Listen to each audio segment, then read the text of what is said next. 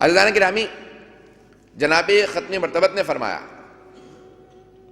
اور be be کا ہاتھ پکڑ کے تعارف کروایا، اور ساری صحابیات بیٹھی ہوئی ہیں، ساری مسورات بیٹھی ہوئی ہیں. پیغمبر نے بازو پکڑا اپنی بیٹی کا، ہاتھ پکڑنے کے بعد تعارف کروایا، ہاذہ فاطمہ، یہ میری بیٹی فاطمہ ہے. جو جانتا ہے وہ جانتا ہے، جو نہیں جانتا وہ آج پہچان لے، یہ فاطمہ ہے. میں نے بہت سوچا کہ پیغمبر نے ہاتھ پکڑ ہی کے تعارف کیوں کروایا، تو میرے ذہن میں غدیر کا میدان آیا جہاں پیغمبر نے کسی اور کا ہاتھ پکڑ کے کہا تھا کہ من کنت مولا فہذا علی مولا. وہاں ایک مرد کی ولایت کا اعلان کیا تھا، یہاں پہ آج ان بی بی کی ولایت کا اعلان کر رہے ہیں. عزیزان گرامی، ٹھیک ہے بی بی نبی اور امام نہیں ہے، لیکن بی بی کے پاس وہ ولایت ہے. بی بی ولیۃ اللہ ہے، بی بی کے پاس ولایت ہے. توجہ ہے نا اس بات کی؟ مجھے وضاحت کی ضرورت تو نہیں ہے، وضاحت کی ضرورت تو نہیں ہے عزیزان گرامی. میں آگے بڑھ جاؤں گا، اگر وضاحت کی ضرورت ہوگی تو وضاحت کروں گا کہ بی بی کے پاس ولایت ہے. عزیزان گرامی، بی بی کے پاس ولایت ہے. اب ولایت ہے، اس بی بی ولایت کی ملکہ ہیں. عزیزان گرامی، اب جناب سیدہ سے متعلق پیغمبر نے تعارف کروایا اور جملہ کہا کہ فاطمہ بضعۃ منی، فاطمہ میرا حصہ ہے، فاطمہ میرا ٹکڑا ہے. من آذاہا فقد آذانی، جس نے ان کو اذیت دی اس نے مجھے اذیت دی. ومن آذانی فقد آذى اللہ، جس نے مجھے اذیت دی اس نے خدا کو اذیت دی. ان اللہ یغضب لغضب فاطمہ، یہ دو حدیث ہیں. دوسری حدیث میں فرمایا کہ خدا فاطمہ کے ناراض ہونے سے ناراض ہوتا ہے، ان کے راضی ہونے سے راضی ہوتا ہے. عزیزان گرامی، پیغمبر نے یہ فرمایا فاطمہ میرا جز ہیں، فاطمہ تو بضعۃ منی، فاطمہ میرا حصہ ہیں، میرا جز ہیں. یہ نہیں فرمایا فاطمہ میرے جگر کا ٹکڑا ہے جو ترجمہ کر دیا جاتا ہے. یہ نہیں فرمایا فاطمہ میرے دل کا ٹکڑا ہے، نہ جگر فرمایا. اگر یہ کہنا ہوتا کہ میرے جگر کا ٹکڑا ہے تو کہتے ہیں بضعۃ کبد کہتے، میرے جگر کا ٹکڑا، یا قلبی میرے دل کا ٹکڑا ہے. یہ نہیں فرمایا کہ دل کا ٹکڑا ہے یا جگر کا ٹکڑا ہے، کہا فاطمہ میرا جز ہے. توجہ، سارے مجمع کی توجہ ہو. میں تب تک آگے نہیں بڑھوں گا جب تک سارے مجمع اس بات کو میں پہنچا نہیں پاؤں گا. عزیزان گرامی، پیغمبر نے یہ نہیں کہا کہ میرے جگر کا ٹکڑا ہے، میرے دل کا ٹکڑا ہے، کہا فاطمہ میرا جز ہے. اگر میری حقیقت نبوت ہے تو فاطمہ نبوت کا جز ہے، اگر میری حقیقت رسالت ہے تو فاطمہ رسالت کا جز ہے. عزیزان گرامی، اگر دل اور جگر کہہ دیتے تو محدود ہو جاتا، تو اس لیے پیغمبر نے فرمایا فاطمہ تو بضعۃ منی، فاطمہ میرا جز ہے. میری حقیقت کو سمجھو، میرے جز کا نام فاطمہ. اگر توجہ کریں گے بات تو آگے بڑھانا چاہوں گا.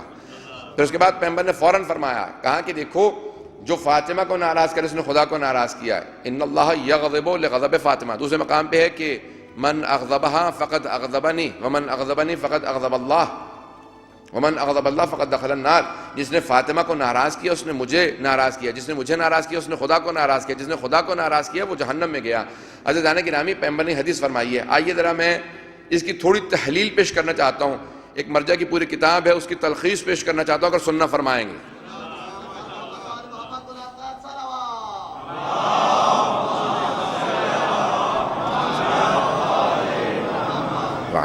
عزیزان گرامی، آخری مجلس ہے کہ تھوڑا سا وقت زیادہ لوں گا، توجہ کیجیے گا.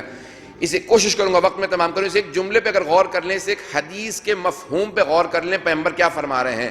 عزیزان گرامی، سب سے بڑے جو دو اہل سنت کے عالم مانے جاتے ہیں، ایک فخر الدین رازی ہیں، صاحب تفسیر کبیر، 30 جلدوں پہ تفسیر لکھی ہے. ان کو کہا جاتا ہے امام المشککین. تمام یعنی تشکیک جتنے بھی انہوں نے شبہات ایجاد کی ہیں ان کے سب کے امام، شک کے ڈالنے والوں کے امام. سب سے زیادہ شبہات تفسیر کے اندر انہوں نے پیش کی ہیں. اور دوسرے امام شمس الدین الذہبی. شمس الدین الذہبی کو کہا جاتا ہے رأس المنتقدین، تنقید کرنے والوں کے سردار. اب تفصیل نہیں جا سکتا ہوں اس کے اندر، سب بات پہنچ گئی ہوگی سب کے لیے، میرے امید ہے انشاءاللہ بات پہنچ گئی ہوگی سب کے لیے. تو عزیزان گرامی، رأس المنتقدین شمس الدین الذہبی اور امام المشککین فخر الدین رازی، ان دونوں نے اقرار کیا ہے کہ یہ حدیث صحیح السند ہے.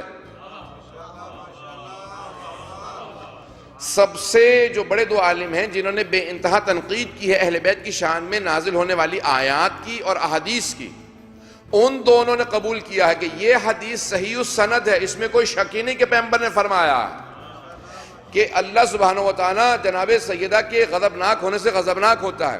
ان اللہ یرضی لرضاہا و یغضب لغضبہا، فاطمہ کے راضی ہونے سے اللہ راضی ہوتا ہے، ان کے غضبناک ہونے سے اللہ غضبناک ہوتا ہے۔ توجہ توجہ توجہ، میں نے کہا میں اس کی تحلیل پیش کرنا چاہتا ہوں، سارے مجمع کی توجہ ہوگی۔ عزیزان گرامی، سارے کے سارے صحابہ، سب انسان کوشش یہ کرتے ہیں کہ نیک کام کریں اور اللہ ان سے راضی ہو جائے۔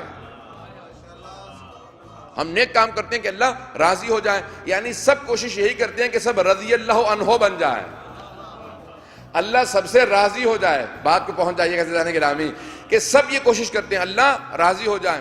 یہ ہے انسانوں کا مقام، لیکن انبیاء کا مقام بالا تر ہے۔ وہ یہ کوشش نہیں کرتے کہ اللہ ان سے راضی ہو جائے۔ اگر اللہ راضی نہیں تھا تو نبی کیوں بنایا؟ اللہ راضی ہے تبھی تو انبیاء کو انبیاء بنایا ہے۔